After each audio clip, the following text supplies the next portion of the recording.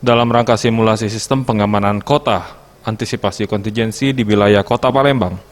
Jajaran Polrestabes Palembang menggelar tactical floor game yang dilakukan di PSCC Palembang.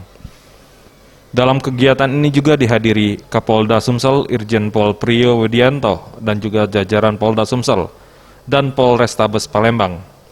Usai kegiatan yang digelar secara tertutup ini, Kapolda Sumsel Irjen Pol Priyo Widianto mengatakan, di tengah-tengah wabah COVID-19 ini, TNI Polri dan unsur pemerintahan akan terus memberikan pelayanan kepada masyarakat, khususnya di Kota Palembang.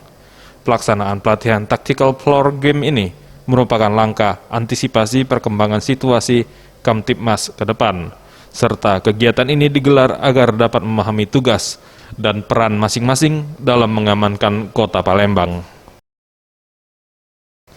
Tim Liputan Sriwijaya TV.